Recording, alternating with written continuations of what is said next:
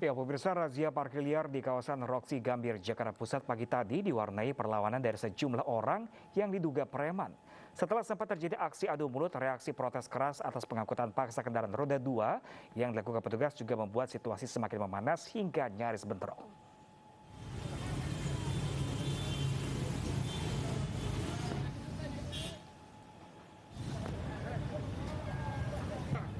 Petugas mendapat perlawanan dari sejumlah pemuda di kawasan Gambir saat merazia parkir liar.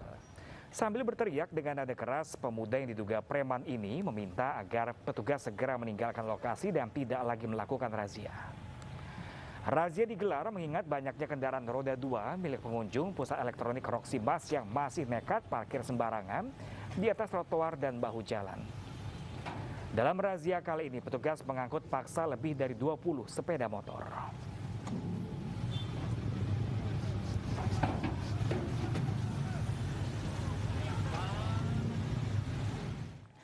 Pemirsa, tol Cipali kembali menelan korban. 1 orang tewas dan belasan penumpang terluka saat kendaraan travel dari Palembang menuju Purwokerto terguling di kilometer 92. Mobil terguling saat menghindari truk yang berpindah jalur.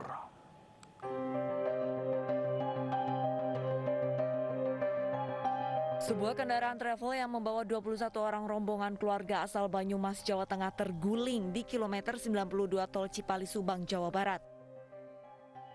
Sopir terpaksa banting setir untuk menghindari truk yang mengerem mendadak dan berpindah jalur. Nahas, bocah laki-laki berusia 6 tahun meninggal dunia akibat peristiwa ini. Salman Arkan Habibi duduk di bangku tengah bersama kedua orang tuanya. Saat mobil terbalik, Arkan tertindih orang dewasa hingga kehabisan nafas. Ada mobil nyalip, terus di depan ngerem mendadak. Akhirnya mobilku banting setir, udah gak kuat, terus guling ke samping. Samping. Iya. Pulang dari mana, mau kemana, Bu? Dari Palembang, mau ke Jawa, mau ke Purwokerto. Oh gitu ya. Iya. Habis pulang apa, Bu? Silaturahmi? Acara silaturahmi keluarga. Keluarga besar ya? Keluarga besar. Selain 1 orang tewas, 13 penumpang mengalami luka-luka dan masih menjalani perawatan di Rumah Sakit Abdul Rajak Purwakarta. Kecelakaan ini masih dalam penyelidikan Satlantas Polres Subang. Dari Purwakarta, Jawa Barat, Irwan Ainus melaporkan. Sementara itu, pemirsa, seorang perempuan di Banda Aceh yang mengaku mengalami percobaan pemerkosaan melaporkan kasus yang dialaminya di Polresta Banda Aceh. Hanya saja laporan tidak bisa dibuat lantaran dirinya belum divaksinasi COVID-19.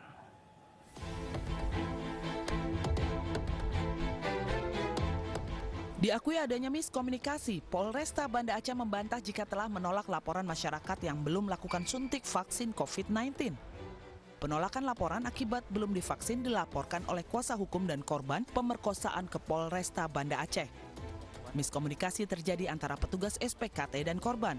Pasca viral, kasus ini ditangani oleh Direktorat Reserse Kriminal Khusus Polda Aceh. Petugas unit perempuan dan anak Polda Aceh langsung mendatangi rumah korban di Desa Garot, Kecamatan Darul Imarah, Kabupaten Aceh Besar. Dan hari ini, dan kita sudah secara proaktif, kita jemput bola ke yang bersangkutan, kita bawa tim SPKT ke sana untuk membuatkan laporan di rumah yang bersangkutan. Sebelumnya pada hari Senin 10 Oktober 2021, Kepala Operasional YLBHI LBH Banda Aceh Muhammad Kodrat, korban dan YLBHI membuat laporan ke Polresta Banda Aceh. Sempat tertahan di pintu gerbang namun akhirnya bisa masuk ke halaman Polresta karena kuasa hukum dari LBH memiliki sertifikat vaksin. Mereka kembali ditanya perihal sertifikat vaksin di ruang sentra pelayanan kepolisian terpadu SPKT Polresta Aceh. Akhirnya laporan ditolak oleh petugas SPKT karena korban rudu paksa belum divaksin COVID-19 atau memiliki sertifikat vaksin. Karena ditolak di Polresta, korban bersama LBH Banda Aceh langsung melaporkan kasus ini ke Polda Aceh. Namun petugas Polda juga menolak menerbitkan surat tanda bukti lapor karena pelaku pemerkosaan belum diketahui.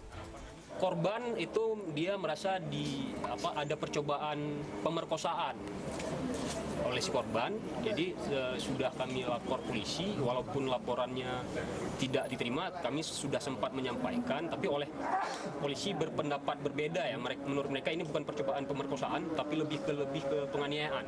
Walaupun setelah itu laporan kami oleh Polres juga tidak tidak diterima. Dan oleh Polda memang setelah itu kami ke Polda, oleh Polda memang sempat diwawancara si korban, akan tetapi pihak Polda menolak menerbitkan STBL, surat tanda bukti lapor, dengan alasan pelaku atau tersangka atau terduganya itu tidak jelas, tidak diketahui identitasnya. Semua pelayanan kepolisian di Aceh sudah menggunakan aplikasi Peduli Lindungi, sehingga setiap warga yang masuk untuk mengakses sentra kepolisian wajib scan barcode. Dari Banda Aceh, Sukri Safrudin, iNews melaporkan. Pemirsa, belasan siswa dan guru di Kota Bandung dinyatakan positif COVID-19 selama pelaksanaan pembelajaran tatap muka PTM terbatas. Hasil tersebut diketahui setelah Dinas Kesehatan Kota Bandung melakukan tes acak di sekolah. Pemkot pun akan terus lakukan tes acak di sekolah dan tracing bagi siswa yang positif COVID-19.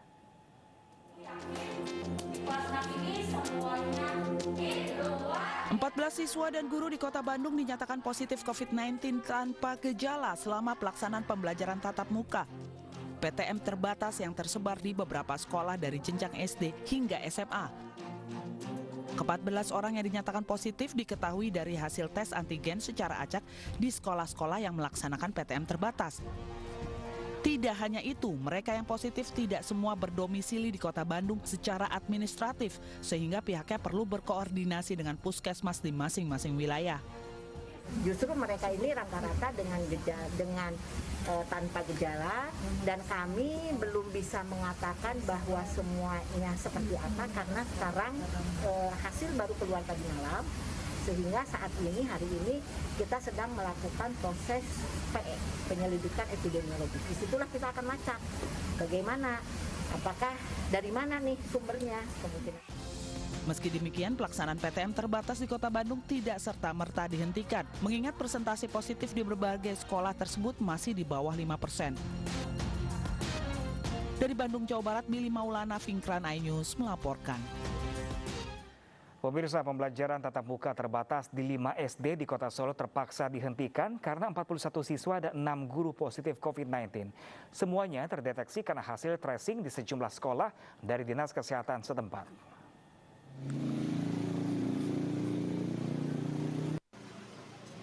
5 sekolah ditutup selama 2 minggu karena ada yang terpapar COVID-19, yaitu SD Kristen Manahan, SDN Mangkubumen Kidul, SDN Semanggilor, SD Islam 1 Jamsaren, dan SDN Danu Kusuman. Sementara PTM pada sekolah-sekolah di Kota Solo secara keseluruhan masih diperkenankan, namun dengan ekstra pengetatan. Pemkot Solo terus melakukan pengetesan COVID-19 di kalangan sekolah dengan menggunakan random sampling untuk menelusuri sekolah-sekolah yang ditemukan kasus. Ada surveillance, itu ada coba. OTG. Tapi OTG itu yang bahaya. Masuk sekolah, nggak tahu kalau sakit. Ya, bisa nggak apa-apa. Sudah pulang sekolah, mereka main kemana kan kita nggak tahu. Makanya memang harus di rumah ya harus diketatkan juga dari orang tua murid.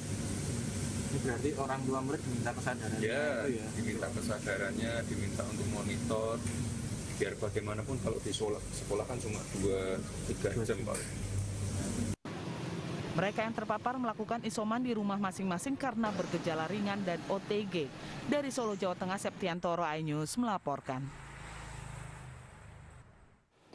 Meski kasus COVID-19 di Indonesia terus melandai, namun upaya untuk menekan penularan virus corona harus tetap dilaksanakan. Salah satunya dengan vaksinasi. Untuk itu pemerintah Desa Cipanas bersama MNC Peduli menggelar sentra vaksinasi COVID-19 bagi masyarakat Desa Cipanas, Kabupaten Cianjur, Jawa Barat. Nenek Yayah menjadi salah satu peserta vaksinasi yang digelar di kantor Desa Cipanas, Kecamatan Cianjur, Jawa Barat. Usai menjalani serangkaian pemeriksaan, nenek berusia 60 tahun ini akhirnya menerima suntikan vaksin COVID-19 jenis Sinovac dosis pertama. Selain nenek Yayah, peserta lansia lainnya adalah kakek Effendi yang berusia 79 tahun. Usia senja tidak menghalangi mereka untuk mendapatkan vaksin. Saya pengen sehat, terus keadaannya, kondisi saya juga harus sehat. Semoga mau seperti Bapak contohnya gitu. Mau divaksin. Didukung MNC Peduli, pemerintah Desa Cipanas, Puskesmas Cipanas, dan Dinas Kesehatan Kabupaten Cianjur menggelar sentra vaksinasi untuk masyarakat umum dan anak di atas 12 tahun. Dan alhamdulillah hari ini sebanyak 300 kuota vaksin bisa tersalurkan ke masyarakat yang ada di Desa Cipanas. Ini bagian daripada kegiatan MNC Peduli untuk vaksinasi COVID-19 yang sudah kita lakukan sejak beberapa waktu yang lalu.